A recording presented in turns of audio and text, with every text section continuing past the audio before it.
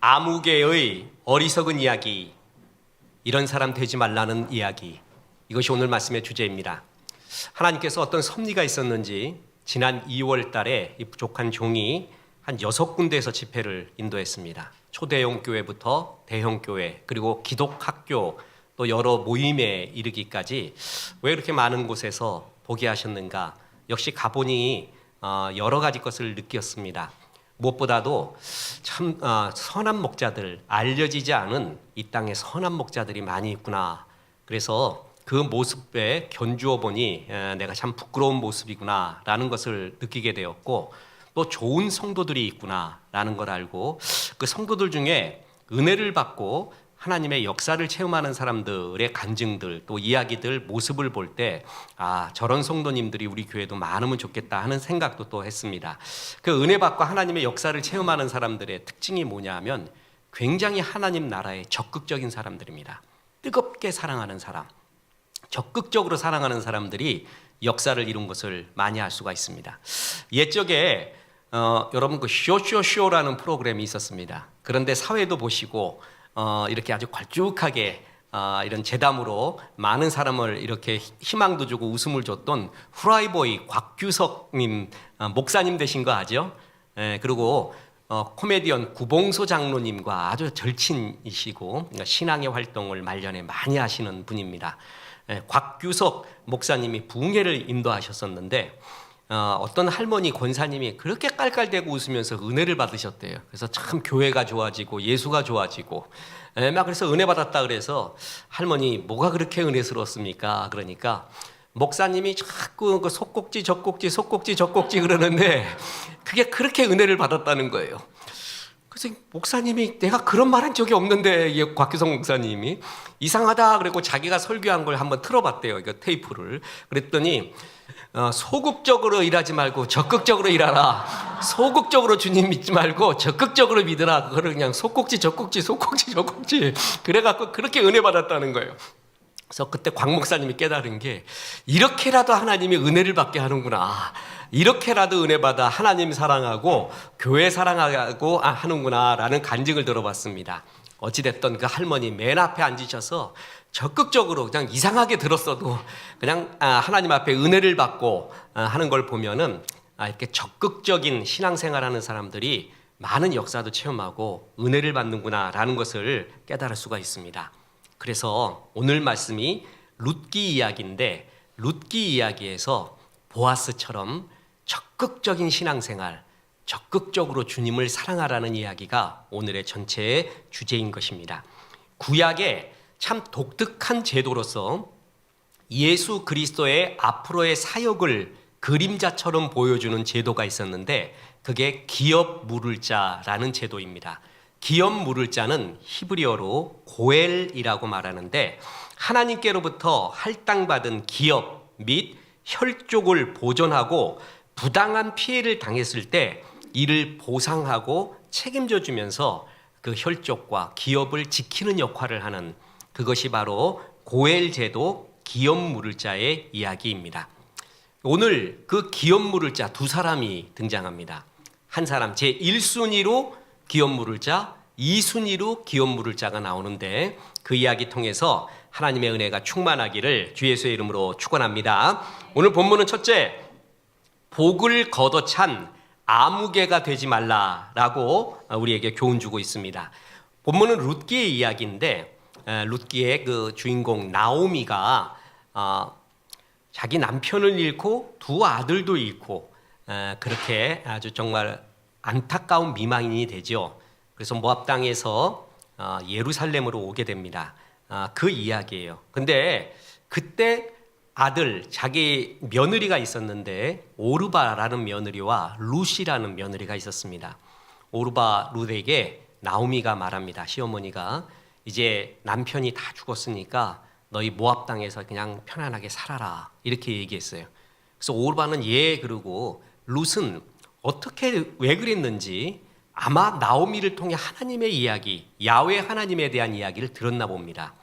이 야훼 하나님이 참 하나님이다 라는 걸 알고 나는 시어머니를 따라가겠습니다. 그래서 예루살렘으로 오게 되는 게 룻기의 이야기죠. 그런 가운데 이 나오미가 자기 남편 엘리멜렉에 땅을 팔아야 됩니다. 그래야지만이 먹고 사는 처지가 된 거예요. 그래서 그 땅을 내놓은 거예요. 그럼 그걸 누가 사야 되냐 하면은 친족, 그 기업을 이렇게 친족, 혈족이 그걸 사야 돼요. 그래야 다른 쪽으로, 다른 혈족으로 그 기업이 넘어가지가 않는 거죠. 그래서 그 친족 중에 그 땅을 사는 사람, 그걸 고엘이라고 하는 거예요. 그게 기업 물을 자라는 그 친족과 혈족을 보호하기 위한 하나님의 제도였거든요. 그 이야기예요. 그래서 제2순위자가 누구였냐면 보아스였습니다. 그런데 1순위자에게 이 기업을 사라. 당신이 1순위자니까 사라라고 이야기합니다. 모압 지방에서 돌아온 나오미가 우리 형제 엘리멜렉의 소유지를 팔려고 하는데 기업 물을 자 1순위인 당신이 사야 되지 않겠습니까? 당신이 사십시오. 이렇게 이야기했어요. 다시 쉽게 이야기합니다. 나오미가 땅을 내놨는데 친족 중 한 사람이 그것을 사서 가문을 지켜야 된다. 그 혈족을 보존해야 되고 기업을 보존해야 된다. 그 얘기예요.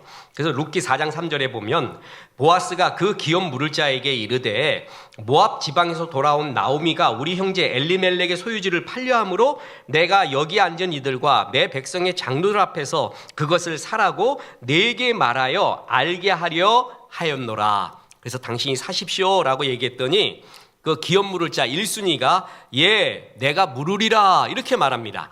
그 물은다는 말은 산다라는 말이죠. 근데 조금 있더니 곧 생각을 바꿔서 내가 못 사겠습니다 이렇게 말합니다. 자, 4장 6절 그 기업 물을 자가 이르되 나는 내 기업에 손해가 있을까 하여 나를 위하여 물으지 못하노니 내가 물을 것을 네가 물으라. 나는 물으지 못하겠노라 하는지라. 그 이유가 기가 막힙니다. 내 기업에 손해가 있을까 하여. 처음 그는 나오미의 남편 엘리멜렉이 죽었기 때문에 이제 나이든 나오미마저 죽으면 엘리멜렉의 소유가 전부 내 것이 된다라고 생각을 했습니다. 그런데 보아스가 이제 기업 물을 자 고엘에 대한 설명을 좀 더 구체적으로 합니다. 그래서 뭐라 그랬냐면은 4장 5절에 보아스가 이르되 네가 나오미의 손에서 그 밭을 사는 날에 곧 죽은 자의 아내 모압 여인 룻에게서 사서 그 죽은 자의 기업을 그의 이름으로 세워야 할지니라 하니 무슨 말이냐 하면 나오미뿐만이 아니라 나오미가 데리고 온 모압 며느리 룻이 있는데 네가 기업 물을 자가 돼서 이 땅을 사면 룻도 책임져야 되고 또 하나 룻이 혹여 자녀를 낳게 되면 그 자녀까지도 책임져야 되는 게 기업 물을 자의 역할입니다 라고 구체적으로 설명을 들었어요. 그러니까 그건 안 되겠는 거예요. 나는 그냥 단순히 그 엘리멜렉의 땅 내가 구하면은 그 나오미만 죽으면은 그 모든 소유가 내 것이 되는 줄 알고 좋다고 내가 물으겠다고 했는데 보니까 손해 날 것 같아요. 그래서 내가 못하겠다. 뭐라고요? 내 기업에 손해가 있을까 하여. 이 사람은요 처음부터 나오미와 룻을 돌보고자 하는 마음은 없었습니다.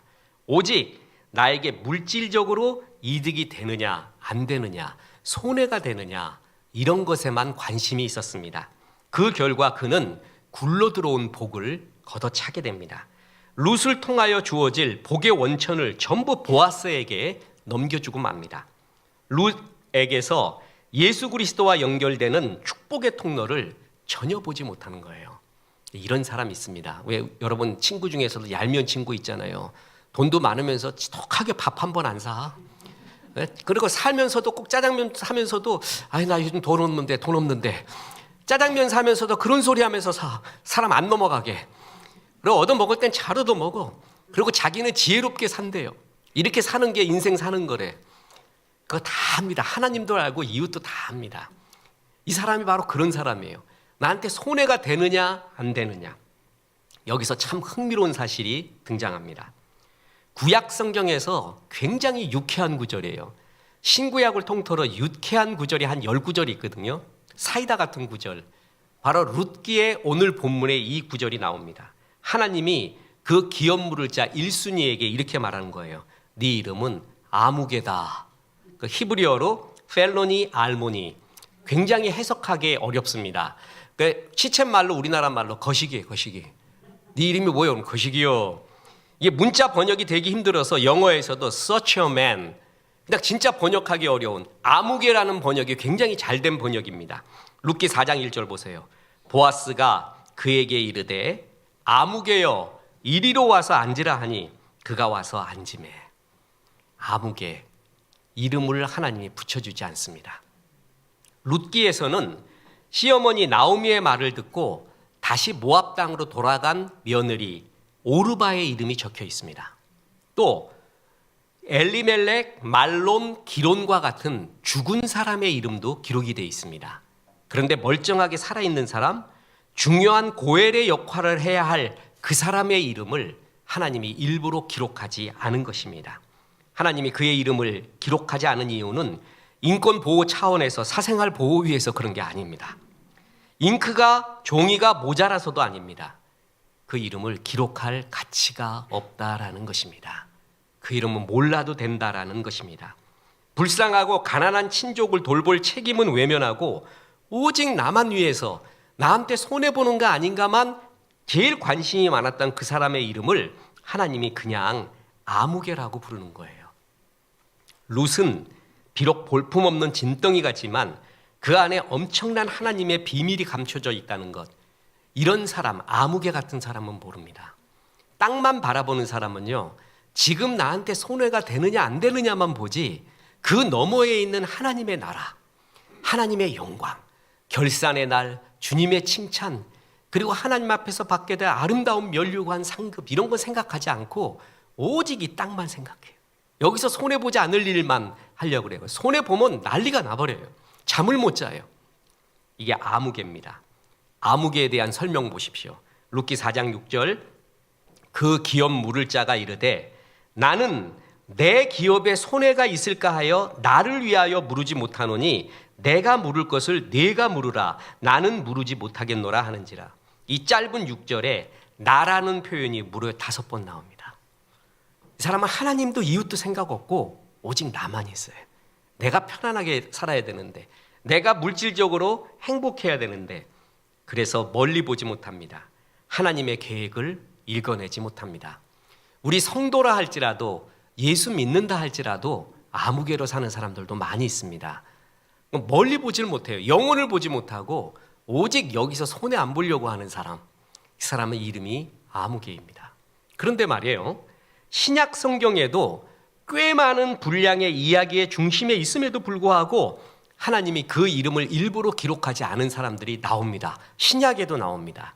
누구냐 하면 부자와 나사로, 그 나사로와 대조가 되는 어느 부자 이름 기록하지 않습니다. 또 하나, 예수님께 찾아왔던 부자 청년이 있잖아요. 그 부자 청년의 이름도 기록하지 않아요. 그 부자 청년과 대조를 이룬 게 삭개오예요. 삭개오. 그 둘을 대조를 이루죠. 삭개오는 주님 영접하고 난 다음에 모든 걸 내놓으면서 기뻐하고 진짜 영접한 사람의 환희가 있잖아요. 근데 이 부자 청년은 아깝다, 뭐 한다 그래갖고 외면해 버립니다. 그래서 그 사람의 이름도 하나님이 기록하지 않습니다. 그들의 이름은 아무개예요. 제로예요. 세상에서는 이름이 나 있는지 몰라도 하나님 보기에는 그 이름을 기록하지 않아요.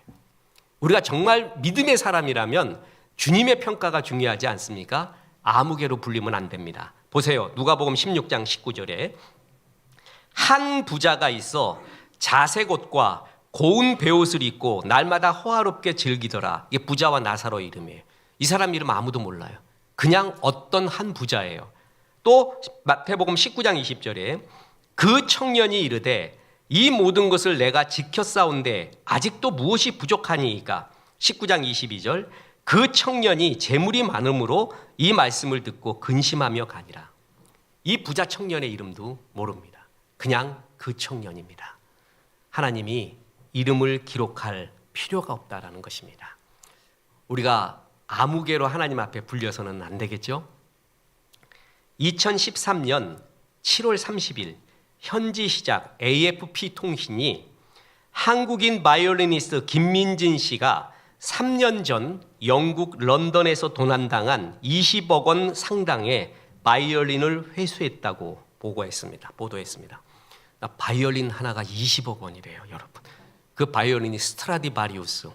우리 교회에 바이올린 교수님, 송재관 교수님한테 물어봤더니 목사님 스트라디바리우스보다도 비싼 것도 또 있습니다. 단 2개가 있대요. 난 그거밖에 몰라 어찌됐든. 그런데 스트라디바리우스가 20억 원 하는 그걸 잃어버렸어요. 김민진 씨가.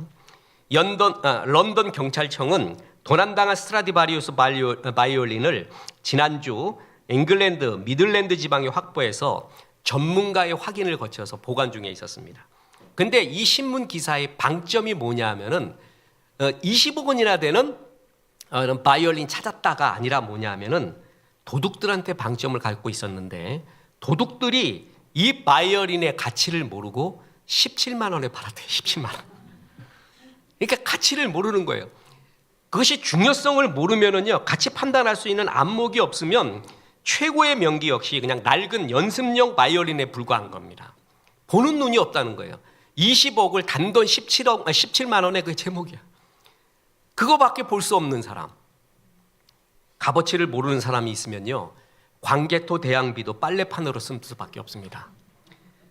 진가를 모르는 사람은 고려청자도 개밥 그릇으로만 사용합니다. 그리고 그 가치를 모르는 사람한테 주면은 셰익스피어의 친필책도 라면 받침대로 사용합니다. 가치를 모르는 사람한테, 오직 여기만, 이 땅의 이야기만 중요한 사람한테는 돼지한테 진주를 던져봤자 소용이 없다라는 것입니다. 야곱은 형님인 에서가 배고픈 순간을 포착해서 팥죽 한 그릇으로 장자의 명분을 빼앗았습니다. 분명 잘못한 일입니다. 그런데 에서도 잘못이 크게 있습니다. 한때의 배고픔을 견디지 못한 채 장자의 명분, 그 소중한 특권, 메시아의 가계를 연결하는 위대한 족보를 팥죽 한 그릇에 이렇게 넘겨버립니다. 전 그래서 팥죽을 안 먹습니다.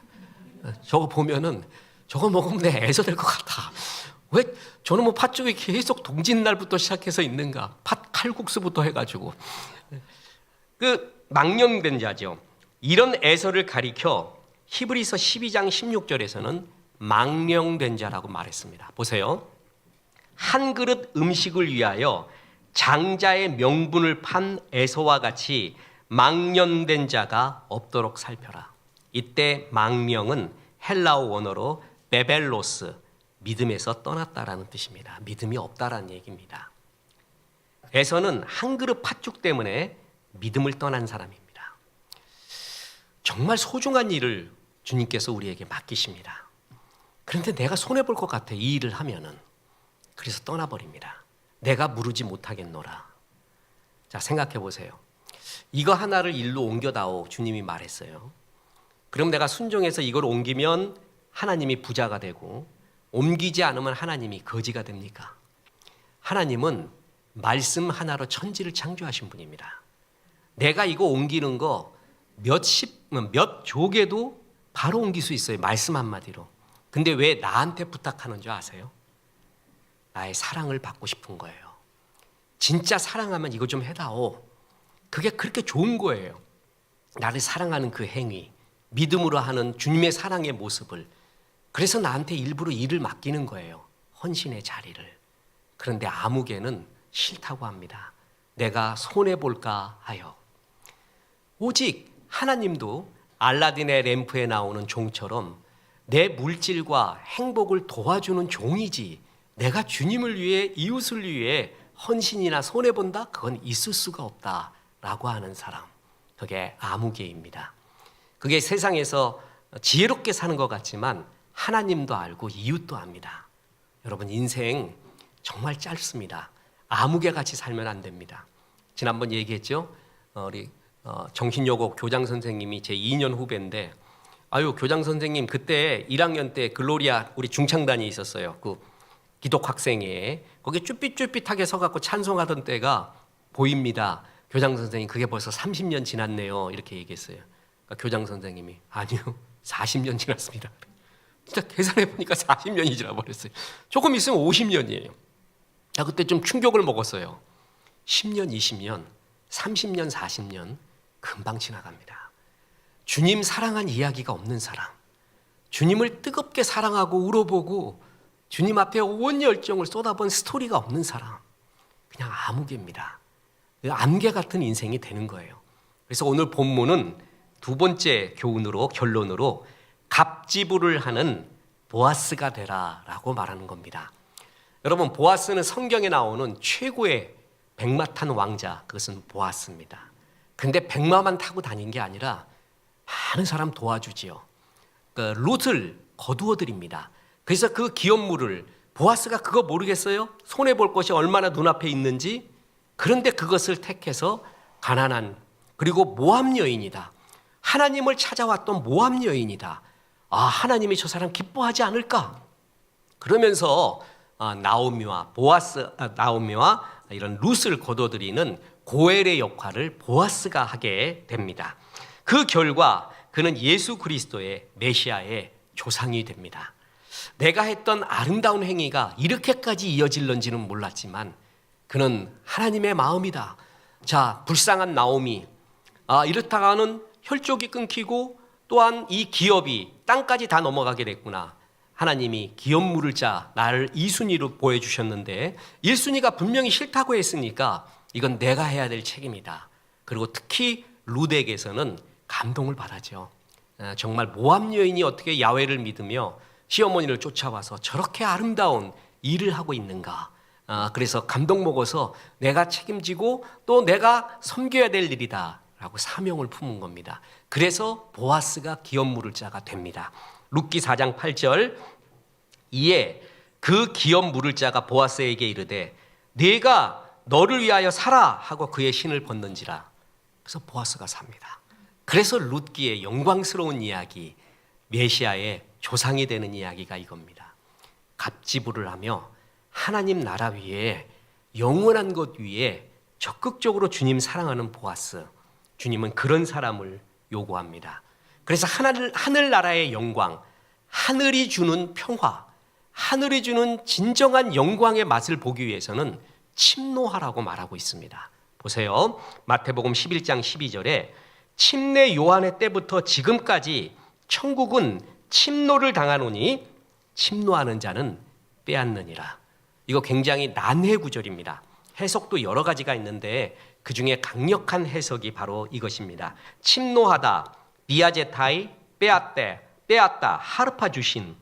하나님 나라는 침노하라고 주님이 내버려뒀대요. 침노하라. 적극적으로 하나님 나라를 사랑하고 열정으로 그 나라의 기쁨을 위하여 뛰어들라 이거예요. 그럴 때 천국은 계속 이렇게 침노당하게끔 주님이 내버려뒀는데 그 침노하는 자가 하나님 나라의 영광과 기쁨을 맛보게 된다라는 구절이에요. 침노를 해야 돼요. 적극적으로 말해요. 예를 들어 보겠습니다. 12해 동안 혈류증으로 고생한 여인이 있었습니다. 예수님이 지나간다는 소식을 들었죠? 그때 혈류병 여인이 얼마나 지탄을 받고 너 전염병이 될 수도 있으니까 저리 가라부터 시작을 해서 이 여인은 몸이 아프면서부터 더 소극적이 되고 대인관계도 기피하게 될 수밖에 없는 상황이잖아요. 그런데 나타납니다. 그리고 주의 옷자락을 만져버립니다. 그죠? 이런 적극성, 이게 필요하다는 거예요. 그럴 때 주님이 이 여인을 치유해주고 그 믿음을 기뻐하지 않았습니까? 목사님, 저는 원래 내성적입니다. 사람 만나는 거 좀 무서워하고요. 내성적입니다. 그 내성적인 거하고 달라요. 내성적이건 소극적인 간에 주님 매달릴 때는 그거 없는 거예요. 성격하고 상관이 없어요. 기질하고도 상관이 없는 거예요.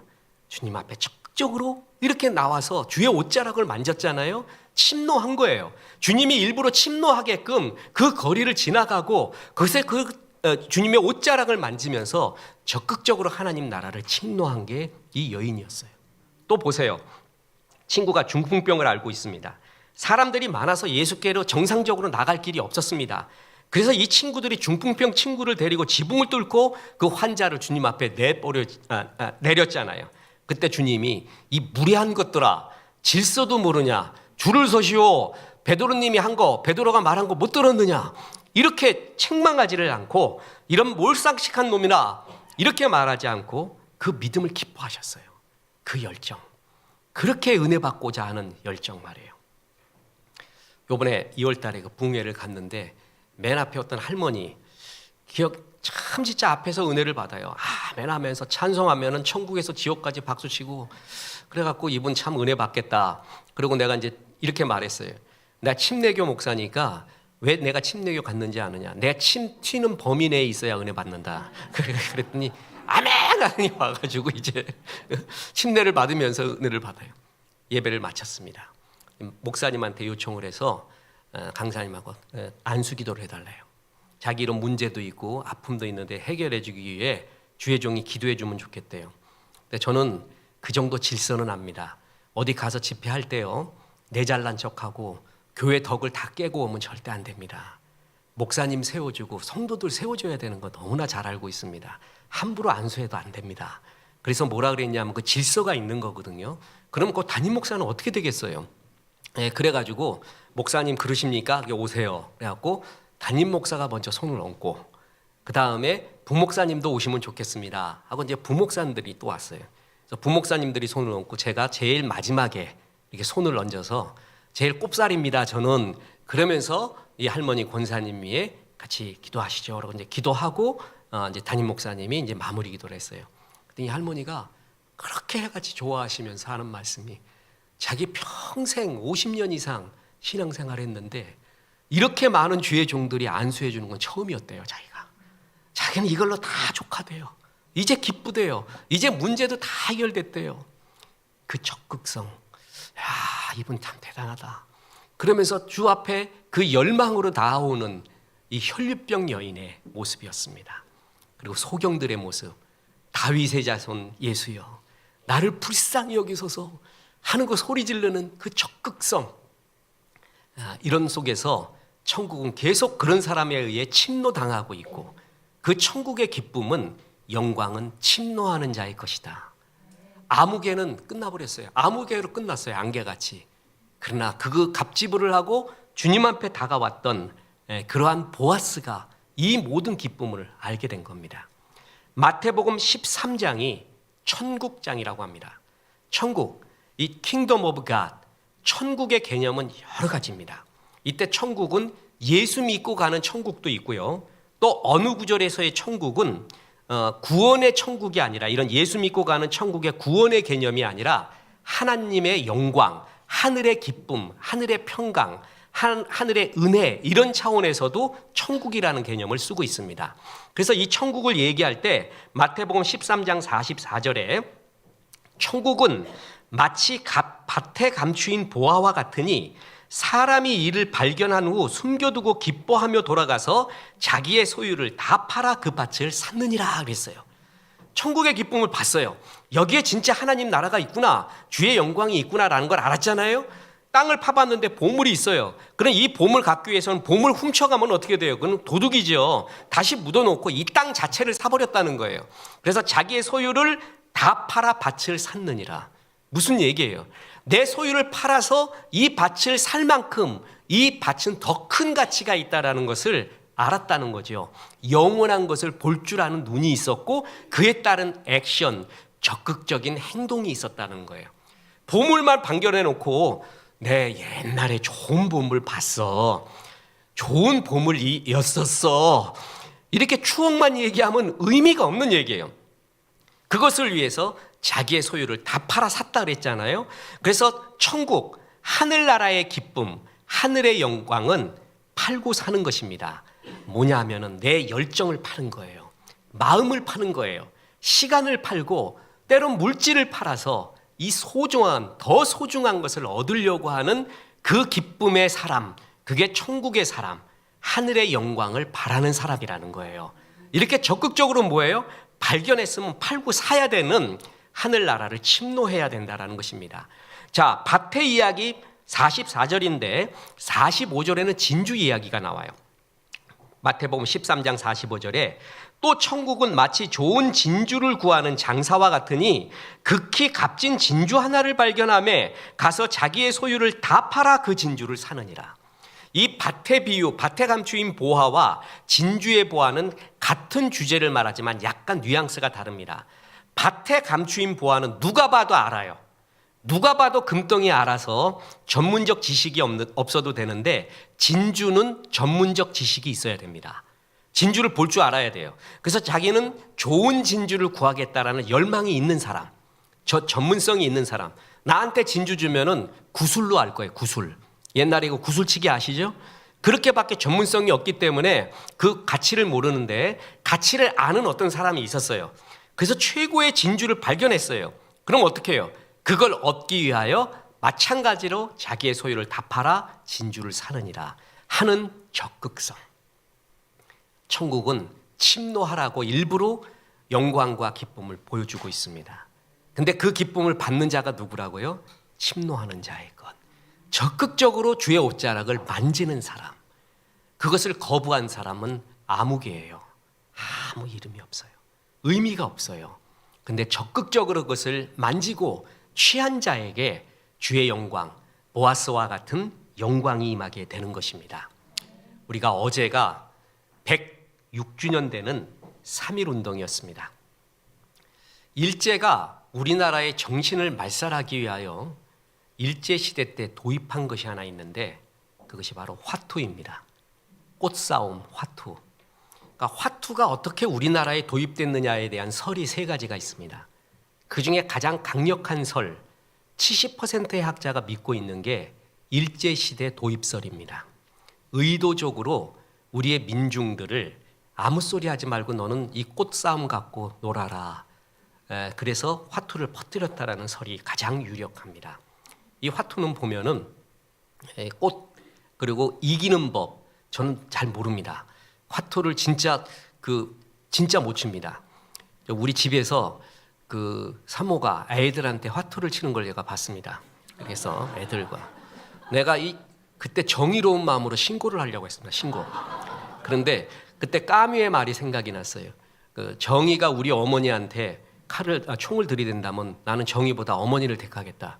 그래서 가정의 화평 위해서 내 신고를 안 했습니다. 그러니까 뭐 10원 뭐 고돌이 이 정도 차원도 몰라요. 아무것도 몰라요.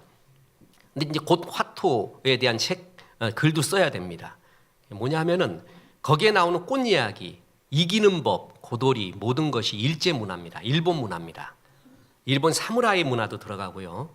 그래서 철저한 일본 문화의 가치관, 일본의 가치관이 심어져 있는 것이에요. 그래서 우리 민족을 말살하기 위해, 정신 말살하기 위해 민중들은 일반 백성들은 화투놀이나 하고 있어라. 지식인들한테는 저작거리, 술 문화를 만들었습니다. 수많은 술집을 만들었어요. 지식인들 거기서 술 한잔 하면서 세상의 허물을 말해라. 이풍진 세상을 만났으니 부어라 마셔라. 그냥 그렇게 해서 허무주의로 빠져라. 또 적극적으로는 지식인들, 문학인들을 매수합니다. 회유하고 협박해서 매수를 합니다. 그래서 서정주나 이광수 같은 사람 친일 글을 쓰게 만들고 이래서 우리 민족의 정신을 말살하고 거기에 넘어간 경우가 대부분이고 밀정 만들어서 독립군 찌르라고 말하고 독립군의 정보나 얻어내려고 하고 그래서 우리의 민족 정신이 아주 밑바닥으로 갈 때 그러나 일제 강압기 초창기 1919년에 3.1운동을 일으킨 사람도 있습니다. 이렇게만 다 산 게 아니에요. 그죠? 3.1운동의 주역이 되고 일으킨 사람도 분명히 있었다는 거죠. 이 주도 세력이 기독교였습니다. 이것은 숫자로 증명하는 바입니다. 3.1운동에 33인의 민족 대표가 있었는데 그중에 16명이 기독교인입니다. 1919년 조선인 중에 기독교인은 그때 약 20만 명으로서 전체 인구의 1.5%였습니다. 이런 사실을 참작한다면 민족 대표 33인 중에 절반에 가까운 16명이 기독교인이었다는 것은 정말 놀랍습니다. 그만큼 이 나라에 선한 영향력을 기독교가 많이 미쳤다라는 것입니다. 당시 역사학자에 의하면 만세운동 하다가 체포된 조선인 중에 기독교인의 비율이 무려 22%였습니다. 그 작은 사람들 중에서 잡아왔는데 22%가 기독교인이었다는 거예요. 그만큼 이 일제시대 때 조선의 기독교는 이 나라의 선한 영향력, 주의 양심을 가진 아름다운 무리였다라는 것입니다. 이런 사람, 내 화투하고 술 마시며 세상 비관하고 친일 글이나 쓰고 이런 사람들이 있었지만 그런 아무개 같은 사람도 있었지만 아무개가 아닌 보아스 같은 사람도 분명히 있었고 하나님은 그 보아스 같은 사람을 요구하고 있다는 것이죠. 자 보십시오. 재계 인사이트라는 모임이 있는데 독자 278명을 대상으로 설문조사를 했습니다. 한국인을 대표하는 경영인들 최고의 어록, 그들이 한 말 중에 어록을 말해봐라. 그럼 시간이 지났어도요, 그 현대 지금 잘 나가는 IT 기업보다도 옛날 기업의 사람들의 이름이 역시 많이 올라옵니다. 그래서 3위가 뭐냐면 김우중 대우 회장의 세계는 넓고 할 일은 많다. 그리고 2위는 이건희 삼성 회장의 마누라 자식 빼고 다 바꿔라. 여기 2위였어요. 최고의 어록 1위가 뭐냐면 정주영 현대 명예회장의 이봐 해봤어? 네, 이봐 해봤어. 이게 최고 1위가 됩니다. 적극적으로 너 해봤니? 이런 일 안 된다고 맨날 눌러 앉아있니? 이런 적극적 사고. 아무가 되지 말고 아무개가 되지 말고 하나님 나라를 침노하며 다 불가능하다는 것을 가능으로 만드는 이 정주영 회장이 그런 또 배짱이 있지 않습니까? 강신장 씨가 쓴 오리진이 되라라는 책에 정주영 씨에 대한 일화가 있는데 아주 재밌습니다. 1975년 어느 날 박정희 대통령이 현대건설 정주영 회장을 불렀습니다. 지금 중동 지역에 오일 달러가 넘쳐나는데 건설공사를 해야 된다. 할 의향이 있습니까? 타진하기 위해서입니다. 이미 다른 기업들 회장들은 안 된다고 합니다. 이거는 다 죽습니다. 일단 중동 지역이 너무 덥습니다. 그리고 건설공사에 절대적으로 필요한 물이 없습니다. 이래 갖고는 될 수 없습니다. 불가능했다는 거예요. 정주영이 얘기를 딱 듣고 곧바로 비행기 타고 중동으로 가버립니다. 그리고 한 바퀴 딱 돌고 옵니다. 그리고 대통령한테 보고합니다. 각하 할 수 있습니다. 아주 간단히 말합니다. 그래서 왜 할 수 있냐 그랬더니 중동은 이 세상에서 건설공사하기에 제일 좋은 지역이래요. 왜냐?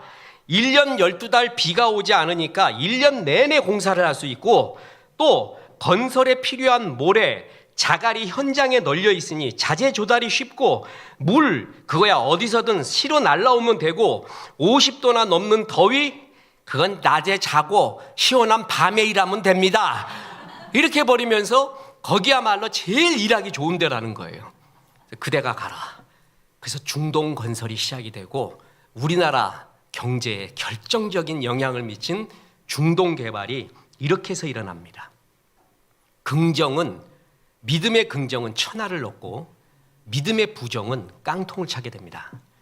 둘 다 중동건설이라는 최고의 보물을 낳는데 믿음의 눈으로 볼 줄 아는 자와 볼 수 없는 자, 아무개와 보아스의 차이였습니다. 프로는 자기의 일에 목숨을 걸지만 아마추어는 자기의 일에 변명을 겁니다. 이래서 안 되고 저래서 안 되고 이래서 안 되고. 그래서 나는 지금 헌신할 수 없습니다. 지금 주의 일 조금 뒤에 합니다. 변명거리가 너무 많아요. 그래서 10년 지나고 20년 지나고 30년 지납니다. 부족한 내 모습이라도 드릴 것 없는 모습 같아도 기도해보면 내가 할 일이 너무나 많습니다. 내가 보아스의 역할을 할 것이 얼마나 많은지 모릅니다. 이럴 때 주님이 영광을 받게 되는 것입니다. 아무개 되지 마십시오. 하나님이 부족한 종이라도 그 영광 속에서 주의 은혜를 받게 되는 겁니다.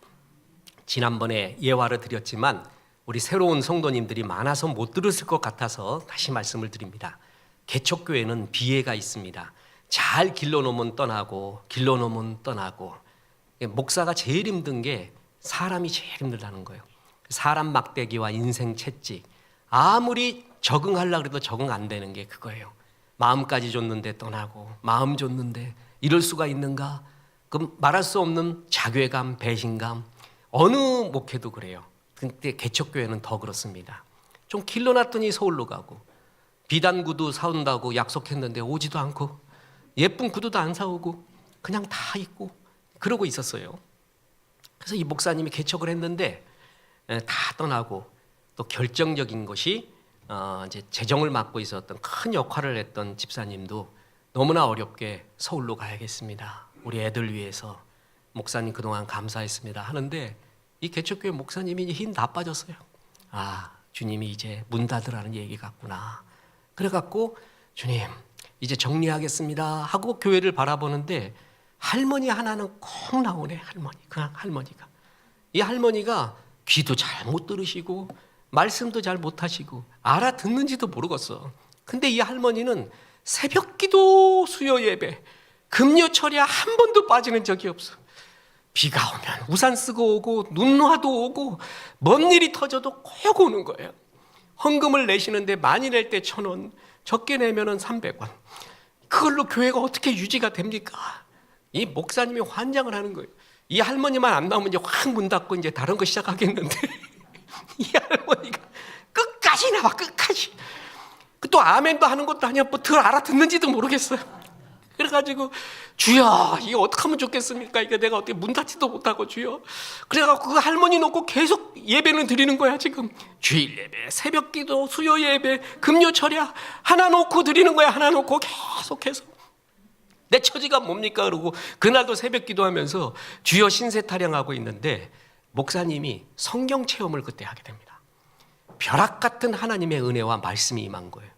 너 천하보다도 소중한 한 영혼을 네 교회에 보냈는데 너 왜 그 영혼을 소홀히 여기느냐? 네가 목사냐? 그러더래요. 내가 천하보다 소중한 영혼을 그 교회에 보냈다. 너 지금 뭐하고 있냐? 이 목사님이 그때 성령 체험을 한 거예요. 벼락을 맞은 거예요. 목사 그럴 때 있거든요. 그건 무조건 회개야. 그럼 무조건 회개. 잘못했습니다 하고. 그래서 그냥 강대상에서 내려와서 그 할머니 붙잡고 눈물 콧물 되게 기도하며 웁니다. 할머니 죄송합니다. 천하보다 귀중한 할머니, 천하보다 소중한 한 영혼, 주님이 보내준 천사를 제가 소홀히 했습니다. 할머니 용서하십시오 하면서 그렇게 회개하면서 그 할머니 놓고 기도하고 축복했습니다. 시간이 조금 지났습니다. 그 소문이 퍼지기 시작합니다. 그러더니 그 교회에 사람들이 모이기 시작합니다.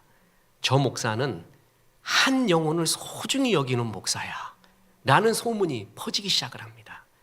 하나님이 목사를 본 거예요. 네가 영혼 사랑하는 사람인가? 아니면 직업적으로 사꾼인가? 영혼 사랑하시는 것을 보는 거예요. 그래서 영혼 사랑한다라는 그 마음이 드니까 이제 양들을 보내준 거예요. 그래서 그 교회가 이제 하나님 앞에 헌당을 하게 됐습니다. 그래 헌당까지 해가지고 그 헌당 때 특별 감사패를 그거를 갖다가 할머니한테 드립니다. 그게 저는 개척교회 이야기 중에서 가장 감동적입니다. 하나님이 약한 자를 들어 강한 자를 부끄럽게 하시고 세상에 미련한 자를 택해 지혜 있는 자의 지혜를 패하게 하신다는 주님. 무슨 얘기예요? 그 할머니 무슨 힘이 있습니까? 아무 힘 없어요.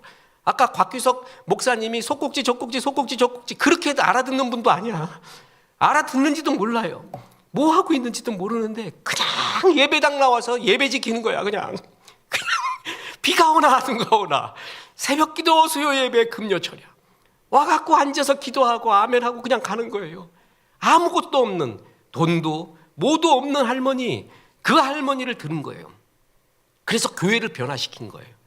무슨 얘기예요? 하나님 누구나 다 쓰신다는 거죠. 어떤 사람도 다 쓰신다는 거죠. 그러나 그 할머니처럼 믿음의 열정, 보아스처럼 하나님의 나라를 침노하는 거예요. 내가 은혜 받아야지, 내가 이 교회 예배 지켜야지 하는 그 적극성, 그 속에서 주님이 그 약한 자를 통해 역사를 하는 겁니다. 많이 가지고 힘 있는 자, 제가 목회해 보니까 그럽습니다. 뭐냐면 진짜 하나님이 필요한 교회는 순종하고 아멘하면서 주님 앞에 이렇게 적극적으로 사랑하는 자 통해서 하지, 겉보대 멋있는 사람, 그 사람 통해 역사 안 해요. 순종하는 사람, 하나님의 은혜를 체험한 사람, 이런 보아스 같이 갑지부를 하며 주님 사랑하는 사람 통해 교회를 이루어간다는 게 느껴집니다. 여러분 보아스 되십시오. 아무개 되지 마십시오. 나중에 아무것도 아닙니다. 진짜 내가 여기서 아무리 약삭빠르게 생활해도요 안개 같습니다.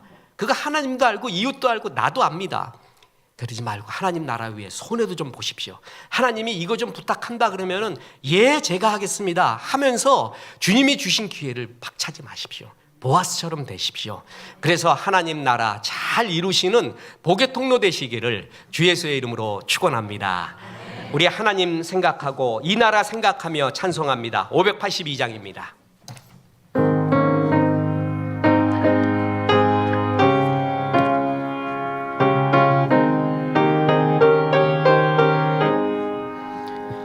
어두운 밤 마음에 잠 역사의 어둠 짙었을 때에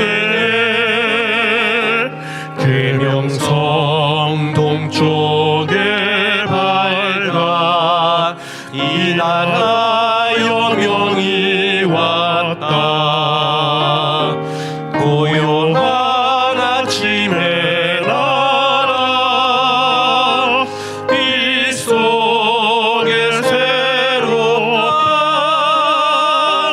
이 빛상 속에 얽혀 이 땅에 생명감 놓아간 옥토에 뿌리는 깊어 하늘로 줄기 가지 솟을 때 가지 복만을 해요. 그 열매 만민이 산다. 고요한 아침의 나라